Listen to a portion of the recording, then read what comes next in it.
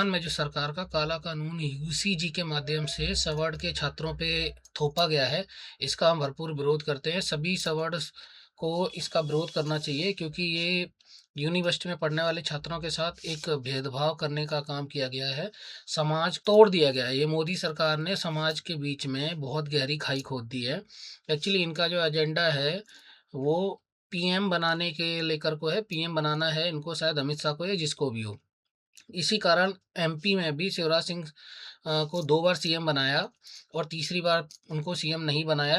और अगर उनको 3 बार सीएम बना देते तो वो पीएम के दावेदार हो जाते। ऐसे ही यूपी में जो चला आ रहा है, आगे 2027 में इलेक्शन है, तो यूपी में योगी जी 2 बार सीएम बन चुके हैं। तीसरी बार वो सीएम बनेंगे तो पीएम पद के दावेदार हो जाएंगे।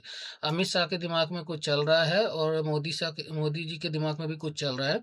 इन्होंने पीएम शायद अमित शाह को बनाना, इसलिए ये ऐसा खेल खेल रहे हैं यूसीजी के माध्यम से। ये इतना गंदा कानून लाया गया है कि आप सोच नहीं सकते इसके इसके क्या परिणाम होंगे। बहुत ही घातक परिणाम होते हैं। हम सभी लोग अपने बुजुर्गों से पूछते हैं कि जब एससी एससी एक्ट आया था तो आप लोग क्या कर रहे थे? अरे वो तो कुछ नहीं कर पाए। अब हमारी बारी है। अब हमारे बच्चे भी हमसे पूछेंगे कि जब यूसीजी कानून आ रहा था तो आप लोग कहाँ थे?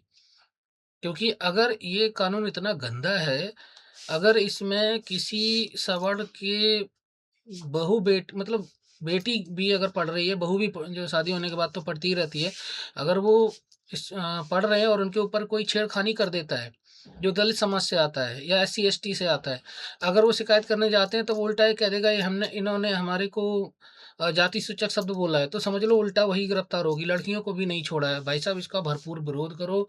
अपने आने वाले बच्चों का भविष्य जो है ना, बहुत ही अंधकार में हो जाएगा अगर इसे कानून को वापस नहीं लिया गया था। ये कानून को वापस लेना ही पड़ेगा। इसके लिए भरपूर विरोध होना चाहिए। आप विरोध करो और कभी भी आप बीजेपी को वोट नहीं देना है। हमने बीजेपी को इतना मजबूत कर दिया है कि कोई भी कानून को अपनी मर्जी से पारित कराने के लिए दूसरे लोगों का इनको ज़रूरत भी नहीं पड़ती है। अब मुझे ये समझ में नहीं आ रहा, जो ब्राह्मण हैं, जो क्षत्रिय हैं, जो और भी बड़े जाति के जो लोग हैं, जो विधायक हैं, सांसद हैं, आप लोग कहाँ चले गए हो? आपको शर्म नहीं आती कि इस तरीके का कानून पास हो गया और आपको हम चुन के भेजते हैं, हम अंधा वोट देते हैं? अरे, ये ब्राह्मण समाज किसी की बपौती थोड़ी नहीं कि आपने सोच लिया कि हम आपको ही हमेशा वोट देंगे। आपने हमारे वोट को काउंट ही नहीं किया हुआ है। आपको दलित को खुश करना है, उसके लिए आपने इतना गंदा कानून ला दिया है। आज के बाद मैं बीजेपी को कभी वोट नहीं दूंगा।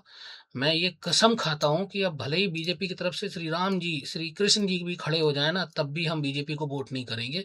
बीजेपी का पतन चालू होना बहुत ज़रूरी है साथियों। ये वीडियो को बहुत शेयर करें ताकि इस वीडियो की रीच बहुत ज़्यादा बढ़े। मैं अभी तक कभी भी वीडियो नहीं डालता था। बहुत दिनों से वीडियो नहीं डाले मैंने, 3-3 साल हो गए। मेरे को कोई मतलब नहीं था, मैं अपने काम धंधे में बिजी था। पर अब ज़रूरत आ गई है, रोज़ एक वीडियो डालूँगा। रोज़ एक आदमी को बीजेपी से कट करके दूसरी पार्टी में कहीं भी आप वोट दो, और ऐसी जगह वोट दो कि बीजेपी को कमज़ोर करने के लिए वो पार्टी मजबूत हो पाए। और तुमको भी ध्यान रखना चाहिए बीजेपी वालों, जब 2 सीट की पार्टी को जब इतना ऊपर चढ़ा सकते हैं ना, तो जब आप अपनी मनमानी पे उतर आओगे, जिससे हमारा हित को आप बिल्कुल साइड ही कर दोगे, बिल्कुल दरकिनार ही कर दोगे, तो आपको फिर से ज़मीन पे आना पड़ेगा। थैंक यू दोस्तों।